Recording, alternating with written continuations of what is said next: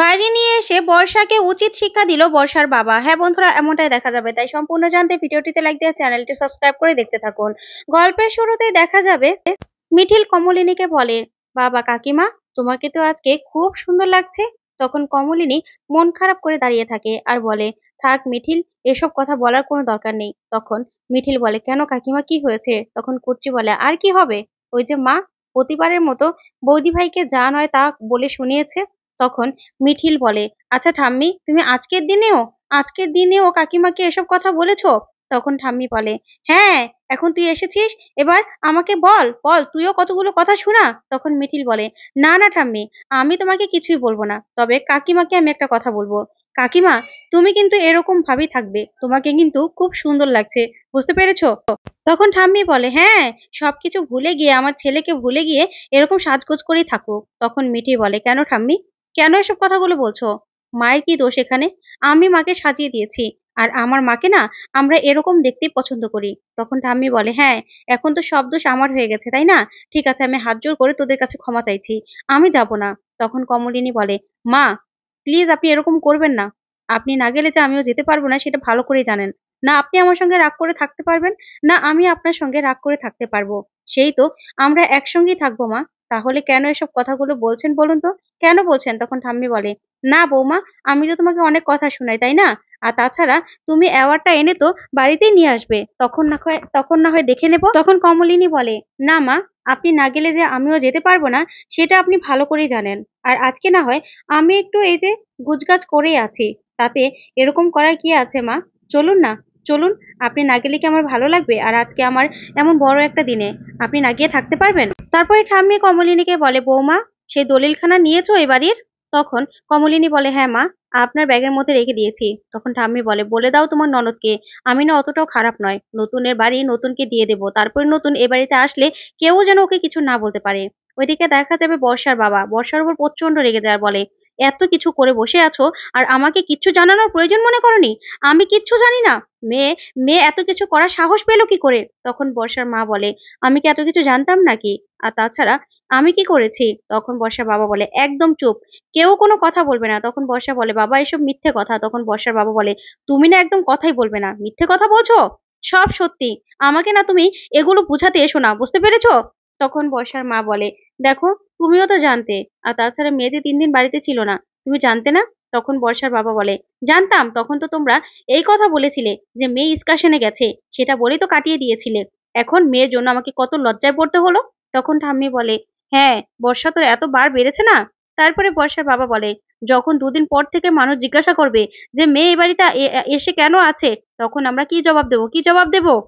তখন বর্ষার মা বলে, এখন এসব কথা বলার কোনো দরকার আছে বলো তো? এই এক্সকার্শনেই তো গিয়েছিল, যখন বুঝতে পেরেছি তখন তো দাদাকে বলেছিলাম, তখন থানা পুলিশ হয়েছিল। ওইদিকে কমলিনী ঠাম্মিকে বলে, দেখুন মা, এখানে নতুন ঠাকুরপো আসুক বা না আসুক সেটা অন্য কথা, কিন্তু নতুন ঠাকুরপোর বাড়ি নতুন ঠাকুরপোকে দিয়ে দেবো, সেটাই ঠিক। তারপরেই মিঠিকে কমলিনী বলে, মিঠি মা, চলো, চলো, আমাদের এবার বেরোতে হবে তো, তোমার দাদাকে একটু ডাকো না। তখন মিঠি বলে, না মা, তোমার বড় ছেলেকে আমি ডাকতে পারবো না, তুমি দরকার হলে তুমিই ডাকো না, ওর সঙ্গে আমার কথা বলতে একটু ইচ্ছে করে না। তখন এই কথাতেই কমলিনী বলে, আচ্ছা মা, এ কথা বললে চলবে? তোমার দাদা তো, ডাকতে হবে না? আর আজকে এমন একটা বড় দিন, যেতে হবে তো। তারপরে কুর্চি বলে, হ্যাঁ, আজকে অনেক আনন্দ হচ্ছে, আনন্দ হচ্ছে অনেক। তখন মিঠিলও বলে, হ্যাঁ ঠিকই বলেছো। তারপরে বাবিল বলে, আজকে সত্যি বেশ আনন্দ হচ্ছে, আমার মা এরকম করেই সব কিছুতে এগিয়ে যাক, সেটাই তো আমরা চাই। তারপরে দেখা যাবে তখন বুবলাই চলে আসে। বুবলাই আসলে মিঠিল বলে, এই তো বুবলাইটা চলে এসেছে, আমাদের আর ডাকতেও হলো না। তখন বুবলাই বলে, বাহ মা, তুমি তো কি সুন্দর করে সেজেগুজে নিয়েছো, দেখতেই তো পাচ্ছ কদিন ধরে আমার মনটা ভালো নাই, আমার মনটা খারাপ, কত কিছু গেল, আর তুমি এই সময় এত সুন্দর করে সেজে গুজে অ্যাওয়ার্ড নিতে যাচ্ছ মা। তোমার এরকম করে সেজেছো যেন 20 বছর তোমার কমে গেছে, তাই 20 বছর কমিয়ে তোমার লাভটা হলো কি মা? তখন কমলিনী বলে, কি বলতে চাস তুই বুবলাই? তখন বুবলাই বলে, কেন মা, তোমাকে কি বলতে চাইছি তুমি বুঝতে পারছো না? ওইদিকে দেখা যাবে বর্ষার বাবা প্রচন্ড রেগে যায়। তখনই বর্ষার জেঠিমা বলে, আচ্ছা দাদা, এসব কথা বলার এখন দরকার আছে? মেয়েটাকে না না নিয়ে আসলেই ভালো হতো। আচ্ছা বর্ষা, তুই তো ওখানে থাকতে পারতি, তাই না? তখন বর্ষার বাবা বলে, কি করে থাকতো, কি করে থাকতো? আর তাছাড়া ওই যে ওই ছেলে তো সব প্রমাণ রুদ্রের হাতে দিয়ে গেছে। এবার যদি রুদ্র কেস করে তাহলে তো ইজিলি জিতে যাবে। তখন তোর বরটাকেও তো তুই হাতে করতে পারিসনি। আমার মেয়ে এত বোকা সেটা তো আমি বুঝতেও পারিনি। আমি তো ভেবেছিলাম যে বরটাকে হয়তোবা হাতে করে নিয়েছে। তোর বরকে তো তোর আগে বলা উচিত ছিল, একটু হলেও তো জানানো উচিত ছিল। তখন বর্ষা বলে, বাবা সেটা আমার কালো অতীত ছিল। আমি চাইনি যে সেটার জন্য আমার সংসারটা ভেঙে যাক। তাই তো আমি রুদ্রকে কিচ্ছু বলতে চাইনি। যদি আমার সংসারটা ভেঙে যায়। ওইদিকে দেখা যাবে ঠাম্মি বলে, দেখেছো বৌমা, আমার একা চোখে লাগেনি, তোমার ছেলেরও চোখে লেগেছে। তখন বাবিল বলে, কই ঠাম্মি, আমিও তো মায়ের ছেলে, আমার তো চোখে লাগেনি। আমার বরঞ্চ আমার মা এরকম ভাবে সবসময় সেজেগুজে থাকবে। তখন মিঠি বলে, হ্যাঁ আমার মাকে না আমি সাজিয়েছি। কেন, তোর কোনো সমস্যা আছে? আমার মাকে আজকে আমি এরকম করে সুন্দর করে সাজিয়েছি, আর আমার মা এরকম করে সেজেগুজে থাকবে। তোর মতো চুপ করে সাদা শাড়ি পরে থাকবে না, বুঝতে পেরেছিস? তখন বুবলাই বলে, বাহ, তাহলে তো খুব ভালো মা। এবার তুমি এখন থেকে সেজেগুজেই থাকবে। তারপরে মিঠিল বলে ওঠে, আচ্ছা বুবলাইদা, তোমার সমস্যা কি বলো তো? তখন বুবলাই বলে, শোন মিঠিল, তুই না বুঝবি না আমার কি সমস্যা। আমার মা এরকম ভাবে, এরকম সেজে গুজে অ্যাওয়ার্ড নিতে যাবে, সেটা আমাকে আবার দেখতে হবে এত মানুষের ভিড়ে। তখন কমলিনী বলে, কেন বুবলাই, তুমি কি মনে করেছিলে তোমার পিসিমণি এই একটা শাড়ি দিয়েছে, সেটা পরাতেও তোমার আপত্তি আছে? তুমি তো এ যুগের ছেলে, তুমি সে যুগের মতো কথা কি জন্য বলছো? আমি তো সেটাই বুঝতে পারছি না। তোমার ঠাম্মি না হয় এসব কথাগুলো বলতে পারে, কিন্তু তুমি তো ভালো জায়গায় পড়াশুনো করেছো, তুমি তো ভালোভাবে চাকরিও করেছো। তাহলে তোমার মন চিন্তা ভাবনা একটুও পাল্টায়নি? তুমি কিনা আমার শাড়ি পরা নিয়ে, এরকম একটু সাজগোজ করা নিয়ে এত কথা বলছো। হ্যাঁ, আগে হলে আমি হয়তোবা এই কথাগুলো শুনে সাজগোজ সব খুলে ফেলতাম, কিন্তু এখন তো খুলবো না। এখন তো আমি যাবই আমার অ্যাওয়ার্ড নিতে। ওইদিকে দেখা যাবে নতুন ক্লাস শেষ করে টিচার্স রুমে আসে, এসেই বলে, আচ্ছা ওই ওষুধটা আছে? তখনই নতুনের কলিগ বলে, কেন, ওই ওষুধটা খাবে কেন, কি হয়েছে? তখন নতুন বলে, না বুকের মধ্যে না কেমন যেন করছে, সকালে খেয়ে আসিনি তো, কাজের মাসিটা হঠাৎ করে ছুটি নিয়েছে, তাই ক্যান্টিনে গিয়ে ওই তেলে ভাজা খেয়েছি আর কি, এখন বুকের মধ্যে কেমন যেন লাগছে। তখনই কলিগরা সবাই অস্থির হয়ে যায় নতুনের জন্য। তারপরে সবাই বলতে থাকে, স্বতন তো খারাপ লাগছে নাকি? ওইদিকে নতুনের কলিগ বলে, জানো তো আমাদের সঙ্গে যে ছিল সে না মারা গেছে হার্ট অ্যাটাকে, তাই আমাদেরকে সতর্ক থাকতে হবে। ওইদিকে নতুন আরো ঘাবড়ে যায়। তখন বাকি কলিগরা বলে, চুপ করবে তুমি? এভাবে দেখছো স্বতন্ত্র শরীরটা খারাপ, এর মধ্যে এসব কথা শোনাচ্ছ? ওইদিকে কমলিনী বুবলাইকে কতগুলো কড়া জবাব দিয়ে দেয় আর বলে, শোনো বুবলাই, তোমার কথা শুনে আমি আমি পিছিয়ে যাব না। আমি যে অ্যাওয়ার্ডটা পাচ্ছি সেই অ্যাওয়ার্ডটা আমি ঠিক নিতে যাব। সেটা তুমি নিজে যাও বা না যাও, তাতে না আমার কিছু যায় আসে না। কারণ যারা আমাকে নিজেরা সম্মান দিয়ে আমাকে এই অ্যাওয়ার্ডটা দিচ্ছে, তাদেরকেও আমি ছোট করব না। আর আমি নিজেও যে মানুষটা আমাকে ক্যামেরা কিনে দিয়েছিল ছবি তোলার জন্য, সেই মানুষটাকেও ছোট করব না। বুঝতে পেরেছো? আমি যাব। তখন বুবলাই বলে, ও আচ্ছা, হ্যাঁ, তুমি একটা ছবি তুলে কি এমন অ্যাওয়ার্ড পাচ্ছ সেটাই তো বুঝতে পারছি না মা। তখন মিঠিল বলে, বুবলাইদা, তোমার আরো খুশি হওয়ার কথা ছিল যে কাকিমণি এত বড় একটা অ্যাওয়ার্ড পাচ্ছে।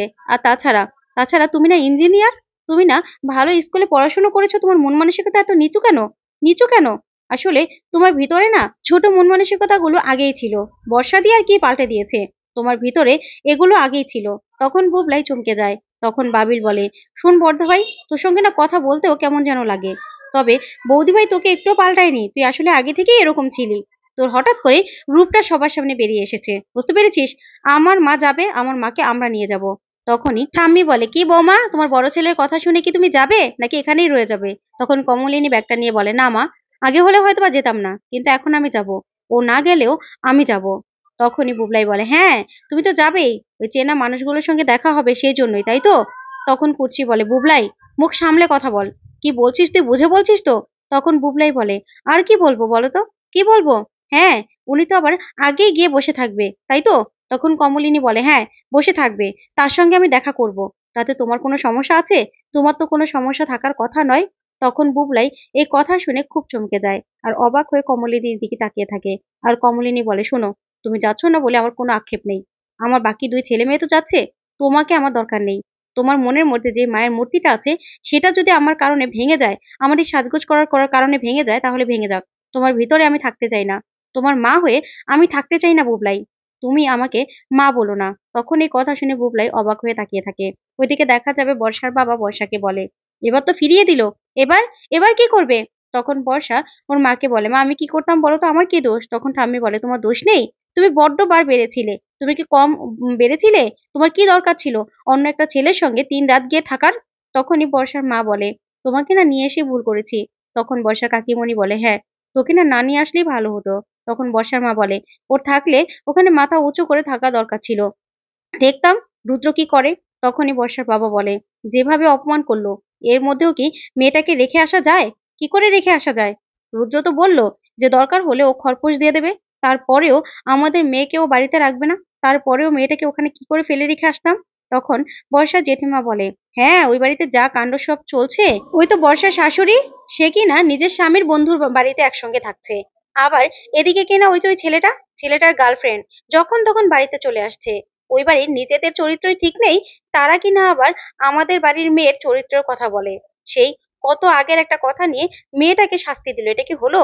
ওইদিকে দেখা যাবে নতুন প্রচন্ড অসুস্থ হয়ে যায়, তারপর ওষুধ খায়। তখন স্টুডেন্টরা সবাই চলে আসে আর এসে বলে, স্যার, স্যার, কি হয়েছে আপনার, কি হয়েছে?